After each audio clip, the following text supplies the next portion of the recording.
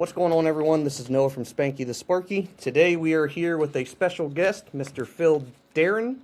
Is that correct? Yes, sir. And he is out of IBEW Local 176. Phil, thank you for taking the time for the interview. I think it'll do a lot of good. There's a lot of talk, especially through social media, specifically for the locals in not Chicago, but Illinois as a whole, because of the strong union presence and especially the pay packages.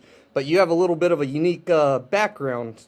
Like myself, you went to college prior to entering the trades. Do you want to give a little background on, I guess, how you went from college into the trades, or what sparked your interest to go to college before entering, or how, I guess, define your path to getting into the trades, if you don't Sure. mind? And thanks for having me. I'm glad to be here. Yeah. So my interest was law enforcement, but I knew not to not that it's a bad thing, but not to just study law enforcement in case you end up doing something else, because that degree can be kind of limiting. So I went to school, U of I, University of Illinois, just got a basic bachelor's in psychology, because it's okay, that can do whatever. Yeah. And when I graduated, which was spring of '07, right after that is when the following year is when the housing collapse happened. So I was in the process, because most law enforcement, I mean, it might be different now because we're talking almost 20 years ago, but they were on usually every 2 years was when they were taking applications or whatever. So Yeah. when I was up with their hiring cycle, everything was, and nobody was hiring. I got on a hiring list for a department or two, but it never went anywhere. So I wound up going into insurance for a while. It was just a job. And then after a few years of that and saving up some money, I left that and was looking to go back to school to get into education, because my dad was a teacher, and he had actually had different careers. Like, he started out as a lawyer, hated it after a few years, and went back to school. So I'm wound up a teacher. Well, again, it was a field where I took some classes and hiring wasn't that great. And it was like, I'm going to be taking on more debt, Yeah. and who knows what the hiring will be like. So I somehow, I had a relative who worked in the field where I wound up as a utility locator for a few years, which I didn't mind that job. For those who aren't familiar, if you have the call before you dig in your state, it's called something different. But basically, when you're going to be doing some kind of excavation, you call, they come out and mark. 711, at least here in Ohio. Yeah, in Illinois, it's 811, and I'll be nice and not name the company I work for, but if you're in the field, these guys do pretty much everything. Excuse me. It was a non-union gig. No. I didn't mind the work itself. It was just there was a lot of responsibility and stress for very low pay. And it was, I did that for 3 years, which is about 2.5 years longer than the average person lasts. And I still was making nothing and just miserable. So that exposure, though, got me interested into, okay, I said, I got to do something with construction. I don't want to be in an office or whatever. So I said, I'll get into a trade, or I'll go back to school for project management. And I know guys working in the trades are cringing right now with that statement, but at least it was something that could have me out of an office. So Yeah. I had a uncle who was in my local, and he told me how to apply. So I applied and was just working a job just to, pay the bills, and was looking at possibly going to school for that project management, and I managed to get in. And that was, let's see, my application process was actually just about 10 years ago right now. It was the winter of 2016 into the spring. So I got into the trade a little late. I was, 31 at the time when That's when I you got in. first, did you go, when you say first got in, is that apprentice, or Yes. did you test? Well, I'm assuming you didn't test in. Oh, nice. No, I Nice. went in with just our process was application, written test, interview, and then if you got accepted for the interview, you had to do a math review class you had to pass before you got into the apprenticeship itself. And then I started working in April of 2016, and then started school a couple months after. We're a little different now. At the time, we've been a day school, not a night school in our apprenticeship. So it was Yeah. going to class one day every other week, sometimes back to back. When I was going through it, we went all year round with just a couple breaks throughout the year. Now I think their schedule is they have like a summer break. Oh, nice. But so Yep. yeah, so I That's started working in April and then I started school in June. April to June.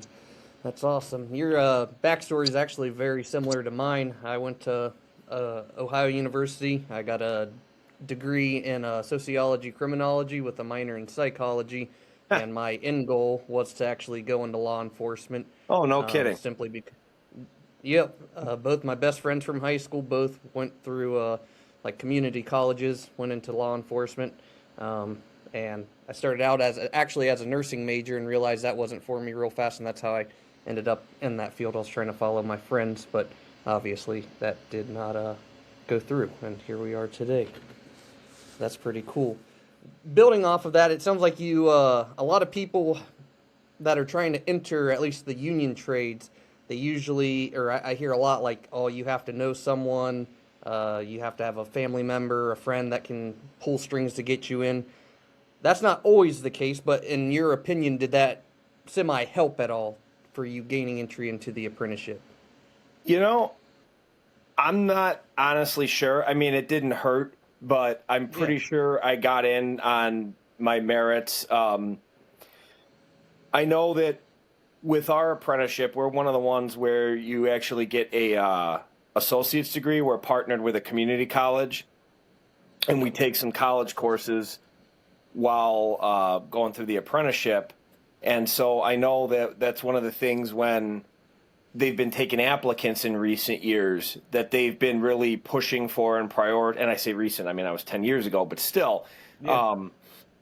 prioritizing and pushing, not that they're taking like educated people over, say, recent high school graduates, but they're taking that into account, having that education background. So I think in my case that having that degree and being a little bit older might have actually helped me more than any sort of like name dropping or nepotism or Yeah. anything like that.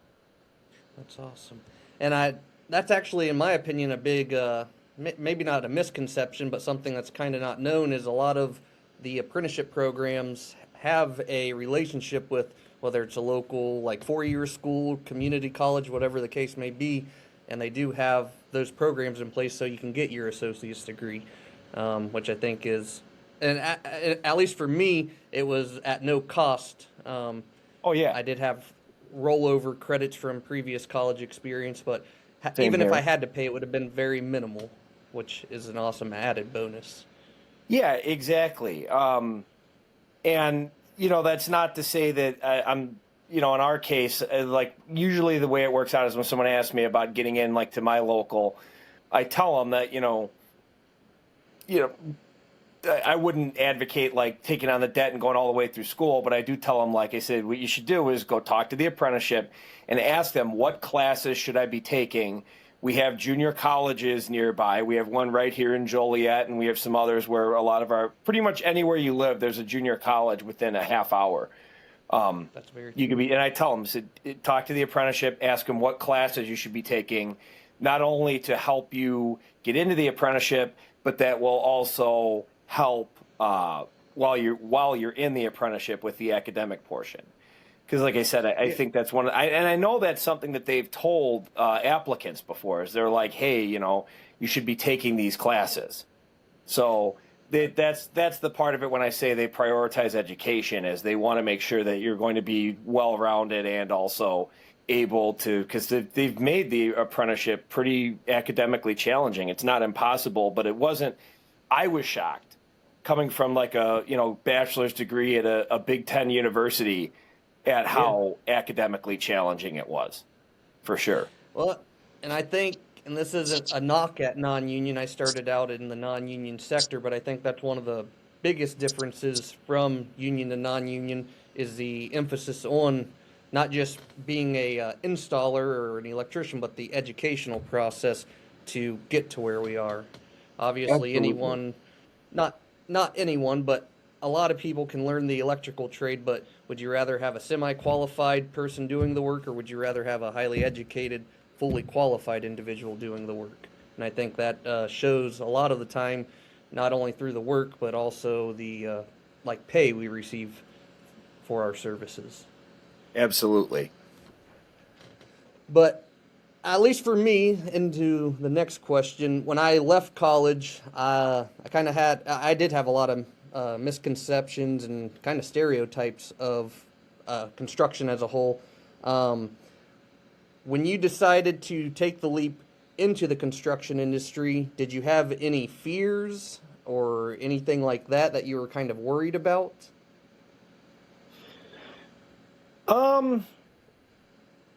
Not so much, but that a lot of that's because I really wasn't 100% sure what I'm getting into. I mean, honestly, I can tell you this. I remember, I applied to be, I'd been exposed to some things with my time as a utility locator, but I remember Yeah. sitting in that math review class we took. That's basically like, you're in. And I'm sitting in the first class of math review, and the teacher says something about installing conduit. And I said, what the hell is he talking about? What is an electrician? So, like, honestly, I can remember at that point, it never even occurred to me I figured electrician, you're just, wiring up panels or whatever. I had no idea about all that goes into the process of what you do on like a day-to-day basis and what all goes into the electrical work. I had no idea. So and with that, yeah, going into that, I really can't remember having any specific fears or concerns other than just I wasn't sure what I was getting into, but I think that was a good thing in a way. Just like going in kind of blind, That makes a like lot of sense. Yes, actually, I do agree with you. Going in blind is kind of a good thing, in my opinion. You're not sure what to expect, so there's not as much. What am I trying to say? There's just not as much to be afraid of necessarily, which, in my opinion, is a good thing.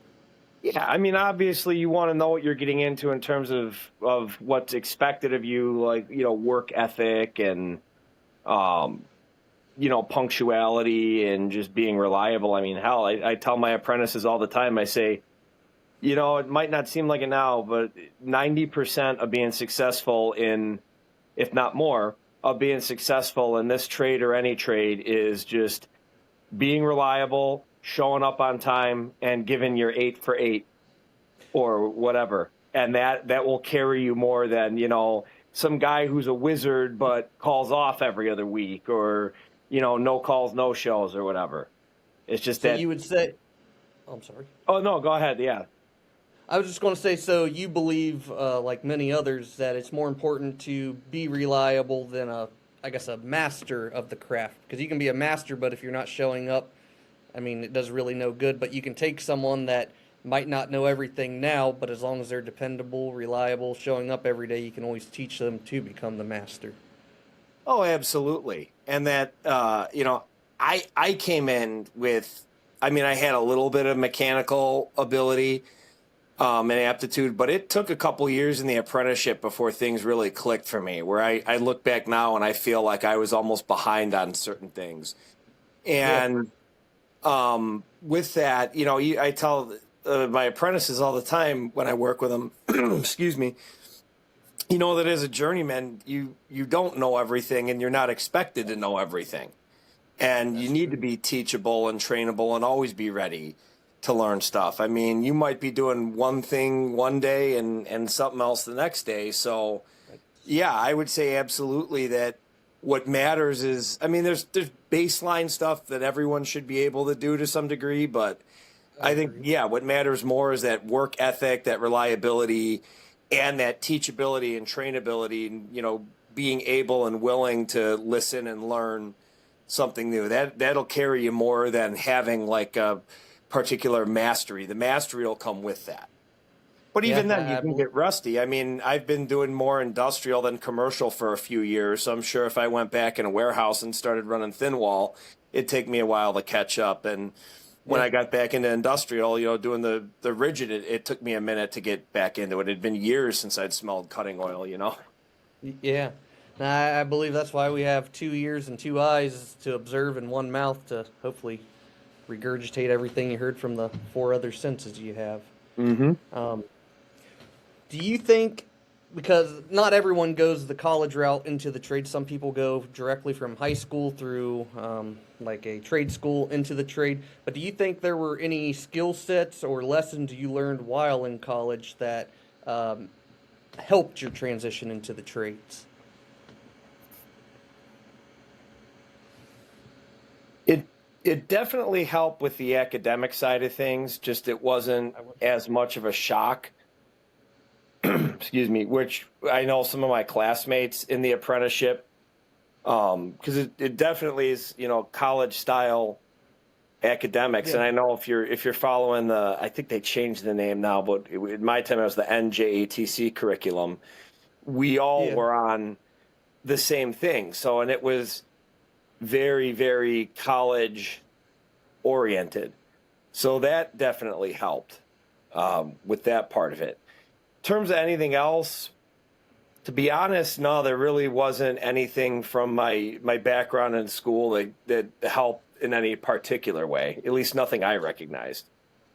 No, I agree. I would say from an academic standpoint, that definitely helped me through the apprenticeship because I was used to studying and things of that nature, which is kind of shell shock to a lot of, especially the younger guys or younger women coming in that go directly from high school into what's, in my opinion, is college level courses, just It in a different direction. Oh, it absolutely is college level, and that's what they even changed our curriculum a little bit. Um, I think it was like my fourth and fifth year, we changed the testing up and went to like an electronic based testing Hmm. where it had a bigger bank of questions. And I remember a lot of people struggling with that. And I was having discussions with classmates and stuff. I mean, I was struggling at times too. We all were. Um, Yeah. but, saying, hey, I've seen this before and you got to look at it this way and going over like, test taking strategies and things like that. But from that, Absolutely. yeah, it is a college. You could see that the material was put together and written by people with a background in education or in producing education. It was not that they're not capable, but it wasn't a bunch of electricians writing it. Let me put it that way. And that's the thing that I think is a huge misconception across all, I guess, construction related professions is there's a lot of quote unquote just dumb people, which some of the smartest people I know are in not only the electrical trade but across all trades. Um, and I think that's kind of where some of the stigma comes from as to why there isn't as much of an advocacy pushing people into the trades. I could be completely wrong on that, but I think we have started to see a shift in that, which I mean is definitely needed given the current place of the world at the moment, especially with all the new data centers rolling out, massive hospitals, and so forth. We definitely need as many, well, maybe not as many as possible, but we definitely need more qualified, skilled trades people. Oh, for sure. Um, if you were, well, not necessarily to go back, but if you knew someone that was currently stuck in college, maybe they're halfway through their college career. That's how I was. I almost dropped out I think I was midway through my sophomore year. But if you ran into someone that was stuck, kind of like in a midlife crisis between uh, going through with their college degree or maybe jumping out and joining a trade, what advice would you give them? Depending on how far they were along and what they had committed, I might tell them to finish just because it would give you the option, and Yeah, it's a lot harder to go back to school after you've left. that's very I true. know that was again one of the reasons why I went to school with, you don't, it's changed now a little bit, but you don't necessarily need a degree to be a police officer, but it Yeah. helps. And I just knew instinctively, even at, 18, that, okay, like say being 25 years old and trying to go to school for the first time part time is going to be a lot harder than um, going right now. So, I That's mean, if true. someone was in school, I would say, hey, finish, make sure your degree has some sort of applicability with it, like a marketable. You're getting a marketable skill with it, not just a term. You know, if That's it. you're interested in business, get an accounting degree and get your CPA. You know, but I think I would say I'm getting off track here a little bit, but I would just No, say, you know, you're good. I would say finish that so you have the option, because you never know. I mean, I could go back to work on Monday and, you know, injure myself and be out of the field. So I'd say to finish the degree, but, you know, don't count out going into the trades either. But if you're already started, I'd say finish just so you have that option. And who knows, you know, where you're applying, that may help you, or it may be an attractive thing that gives you that little bit of edge over other candidates. That's very true. Like I said, I almost dropped out as a sophomore, but it wasn't to join the electrical field. I applied to the insulators union here in Ohio, and I had the decision. I actually got offered a spot, and it was either drop out and take the spot or continue on. Ultimately, I decided to continue on, which I'm thankful for now. But Yeah. at the time, it was a pretty difficult decision to make. So it can be difficult. Oh, for Rolling sure. off of rolling off of that, if you could go back to your 18-year-old self, knowing what you know now about like from your career, what would you tell your, I guess, younger self? Would you still go to college? Would you go straight into the trades? Would you do the exact same path? I think I would still go to college, and I would maybe just study something different. I fully agree with that. And If I could especially, go, I was just going to say, especially because if we're talking the exact same time, the one thing that worked out was some of the worst years in recent memory for the IBEW were after I graduated. Those late, early 2000s and, you know, the early 2010s. So my apprenticeship would have been tough, where normally it's not yeah, hard to get your hours. But people I know who were in the apprenticeship at that time, it was a struggle just to get your hours to finish. that's very true, and that's why there's such a big gap in the amount of at least construction workers we needed, because back in 2008, I don't know how long the recession lasted. Not to be honest, I think I was a freshman in high school at that time, but a lot of those workers left the field because there was no work, and now here we are with a massive shortage. And hopefully things like this can at least promote the trades, and if it entices one person to even look into it, we've done our job, in my opinion. 100%. Uh, with where you are in your career now, where do you think you have I guess like a ceiling in the IBEW, or do you think the sky is the limit for you? Maybe not necessarily just for you, but for all members. Do you think there's like a cap, or do you think it could No, I be endless mean, opportunities? there's whatever your opportunity is, you want to make it. I myself, I'm happy just to work and go to work. I actually, what's nice is that you have the choice, though. I mean, as long as market conditions allow Yeah. to do kind of what you want to do. I was after topping out, I was doing commercial work for a while, and I'd done a lot of Yeah. that when I was an apprentice. So that was more of the thin wall and stuff. And I wanted to get back, so I've been doing I've been in the industrial field for the past couple of years, and I found that going back and forth that I really like the industrial side of things because it's more challenging in some ways. Now, some people hate it because with certain things the pace is a little bit slower, and there's, you know, paperwork and red tape or whatever to get through. But on the other side, dealing with like existing infrastructure and having to work around it, and other existing installations and having to match things, or there's a lot more creativity involved and a lot more of a challenge. Yeah. But also at that job, I volunteered to be the steward at Oh, our that's site. awesome. So And real fast, not to stop you, but that's something that non-union's not familiar with. What exactly is a steward from your perspective? So the way I describe it is I am essentially the representative for our hall, our local hall on the Hmm. job. So I am the link. I am the I'm not a brain. As I put it, if I need something to fall back on, I say I'm not a brain. I am the mouth, eyes, and ears of the hall, and I have to represent the hall's interest in what they do. If I don't have an answer, I go to the assistant and say, "Hey, what's the hall's stance on this?" Yeah. But I'm You're the basically median. yes, I'm basically there to be the median in between the job site and the hiring hall, but also to, and more importantly, to be the advocate and representative for the guys on the job and make sure that everything's kosher and that we're, the rules are being followed and that people are being represented fairly, their Weingarten rights are being respected and all that. And then on the practical level, it's, making sure that there's a fair overtime list and things like that, and that just that Yeah. things are going the way they should be on a union job. That's something that's, in my opinion, a big advantage of the unions. When I worked non-union, I was put into some very sketchy situations, and I wasn't anywhere near experienced enough to be put in those situations. About 2.5 months in working non-union, I was placed directly into a live panel.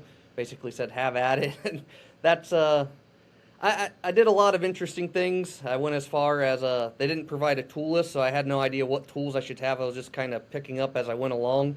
One day I had to strip a range wire that was coming out of the wall to install a range plug. I didn't have a razor knife. Was never told I needed one. I happened to find a used razor blade on the ground, and I electrical taped half of it, and I sat there probably 2 hours just slowly stripping it away. No one offered any help, insight. It wasn't a good time, and for the amount of pay, that definitely didn't help anything at all. It was interesting. And yeah, for sure. And the reason I bring up the steward thing is because with being the steward, it does preclude me from, say, taking on being a foreman or something bigger, but I'm okay with that because I would rather be contributing. Like I said, I'm just happy to work. So this way I can contribute and be there and be that advocate for the guys, and gals, because we, to be fair. To your question, I mean, no, the sky's not the limit. The sky is a limit. It's what you want to make of it. I mean, you could, if you can work it out. I mean, there's, not just being a journeyman. If we're talking specifically in our line, not just being a journeyman wireman, you could be a foreman, general foreman. There's supervisory positions. There's positions still within the union where you could be working for a company like as an estimator or something like that, or we actually have some guys who work as planners. Yeah. So they're working with the plant we're at and doing a lot of the planning and whatnot for upcoming work. But awesome. It's still, within their ticket and everything like that.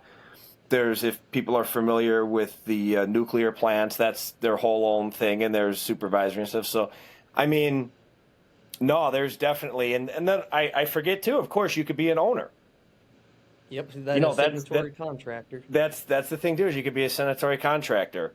And, whether it's a small shop where you're doing more residential type stuff or, eventually one of the big guys. So there really is no limit. And that's the thing. One, it drives me crazy because there's all that misinformation out there because when you're working non-union, you hear all these things, but one of them is, oh, well, you just get pigeonholed. Oh, you'll only stay in that one specific role the rest of your career. But like you said, you can go and become a foreman, a general foreman, a superintendent. And there's other things that's not necessarily directly in your union hall, but you can still be a dues-paying member and do things outside of that. As long as you get your permission from your hall, there's a ton of different things that you can do that a lot of people just aren't familiar with, which I think is kind of cool. Oh yeah. Being out of, I don't know, are you currently traveling or are you working out of your home local now? No, I'm working out of my home local. I've been lucky. I've been working at home since I topped out. I've taken some time off here and there, some Yeah. stretches, but basically a job would end or it would man down or whatever. And when I got laid off, I'd be like, well, I'll take a little vacation here for a few weeks or a few months. But no, I've been working out of my home local for the past it's almost since topping out, like almost 5 years now. That's another point. A lot of people here laid off in the union, which that's definitely a possibility. You can also get laid off at any corporate job. Oh You can get yeah. laid off at any non-union job. The big difference, though, is you could be laid off in your home local in Illinois or, in my case, Ohio. But as long as I have my golden ticket, my journeyman ticket, I could, for instance, go travel to the state of Indiana. As long as there's open calls, I can be put right to work. Whereas if you work for a non-union company, you get laid off, you get fired for whatever the case may be. You're now having to submit applications, talking to a bunch of people. We can just walk into a hall, call a hall. If there's a job, show them our ticket, and we're good to go. Which I think, in my opinion, a very large advantage to being a union construction member. Oh, it definitely is. And even if it's by choice, I mean, I've known people who are just, they wanted to travel or they wanted to rack up some hours. Like you mentioned the data centers. We've had a lot of near us. I mean, we're kind of in between. There was a bunch of them east of us in Indiana, and then there was one north of us in Wisconsin. So we had a lot of members go and do that. Yeah. Just because they wanted that overtime. With overtime, that leads into money, which at the end of the day, everyone's doing whatever they're doing.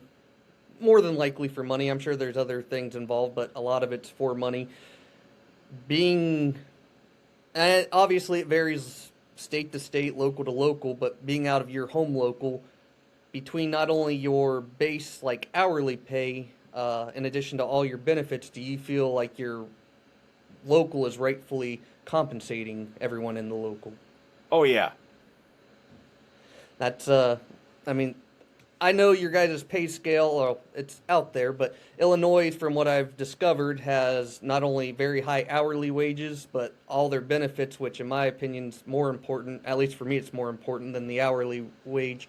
Your guys' benefits are freaking killer. Do you think, and this, you don't have to answer this, but do you think at the time of your retirement that you would retire a millionaire? The reason I'm asking that is when I first joined, that was kind of the organizer I was speaking with, that was kind of their selling point. And at the time, I was kind of just sitting there like he's just blowing smoke. I think it's very well possible, even out of my home local, which has a lot lesser of a contribution amount across the board. But do you think you would retire a millionaire? The projections say so we'll go with that. Yeah. I try to look more.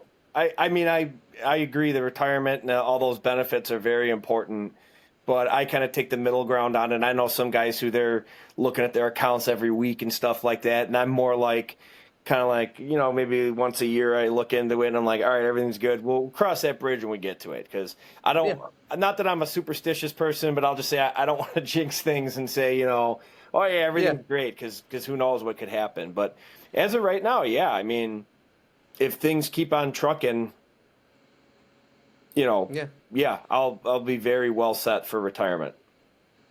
That's awesome. And then I'm going to kind of wrap this up so I don't take too much of your time.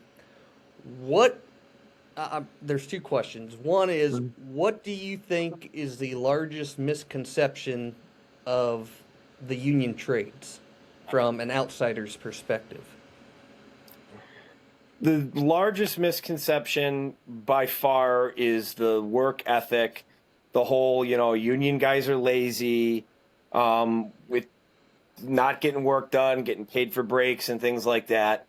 And there's two specific points I want to address with that. And one is, you always see the joke about, oh, why does it take 4 guys to fill a pothole? And my answer to that is, if you've ever worked on the side of a road, you would understand why. It's not that it takes 4 guys to fill a pothole. It takes 3 guys to make sure the guy filling the pothole doesn't get run over. And I've worked on the side of the road. And this is one of the things with the union versus non-union. When I was at utility locator, I would have to mark out utilities on the highway by myself, no spotter, and that's insane. But Yeah, I did it, and there's no rule that said they couldn't, but they shouldn't be. And then the other part of that is I feel like with the work ethic thing, it's the opposite. I mean, the perception is there that we come at a higher cost and all that other stuff. And I feel like every day we have to justify our existence it's like we have to work harder to disprove those misconceptions that, we're lazy and that we're just going to sit around and not get anything done. And And piggybacking off of all of that, I don't think companies like these massive companies like the Amazons, the Googles, the Microsofts, Metas of the world, if that was the case, where they're especially their data centers, they're like rapid fire, they want them up and operational very quickly. Those companies would not be utilizing any labor, union or non-union, if it wasn't effective. And I know across the U.S., a lot of these massive, whether it's a massive hospital or a massive data center, a lot of that is going to union labor. yeah, I mean, let me put it this way. In my local, union labor built the Walmarts around here. Really, that's And interesting. and that's seen as unheard of. But, Yeah. this is what's widely perceived as one of the biggest non-union entities in the world. And not just for the builds, but for upgrades, remodeling. So I think that speaks for itself right there. I fully agree with that. And my last question, if you ran into, it doesn't even have to be a younger person, just someone that's on the fence about, they come up to you and say, Phil, I want to be an electrician, or I want to be a plumber, or whatever trade it may be, and they're like, should I go union or non-union? Obviously, I know which way you would direct them, but what would be your kind of like your selling point? My selling point for the union would just be, like you said, union, it comes with a standard, to put it, that you're having a standard of education, and that you have that people know what they're getting, more or less. There's like a baseline for employability, and you're getting that guaranteed training, that paid training, all that. I'm not as familiar with the non-union side of things, but I mean, at least you look at it this way, with a union, I mean, you could be working for any of the sanitary contractors in that union. Whereas with non-union, you're going to that company. I mean, And it's the like, standard, oh, I'm sorry to cut you no, off, but the go ahead. standard, no matter whether in the union, whether you work for A contractor, B contractor, or C contractor, there's a straight standard. It's not where you may work for a contractor non-union where their standards might be really high, and then you go to another one where their standards are, well, just get it done, we don't care. Everything across the board in the union, whether it's safety related, which people obviously, it's not the biggest thing or the thing that people are most excited about, but at the end of the day, everyone wants to go home safely. I think safety does have a harder job than it's made out to be. But whether it's safety or just the installation, terminations, whatever the case may be, everything's the exact same, which I think is highly important. Absolutely. But that's all I got. I appreciate you taking the time to I was do the glad to be interview. here. Thanks for having me. I hope things like this continue to at least get the word out. Everyone's obviously entitled to make their own opinions and do what they choose, but I think it's kind of a irritating point for me, is that we live in this world of technology, and the construction trades across the board, no matter what construction trade, it's just they're not utilizing it correctly, in my opinion. All the young guys, especially, or young people, are on social media, online in some manner, where right now we need the people. So I don't understand why they're not utilizing it, but hopefully things like this continue to help, and that's my end goal with it all. But Yeah, I do agree. thank you. And thank you for Sorry. doing the work you do. You put a lot of effort into it, and I see it, and it's appreciated. So thank you for your part in getting the word Yeah. out there, and just having the initiative to just get something like this rolling. So that's great, and I hope that just continues to grow. Yeah, no. Well, I appreciate it.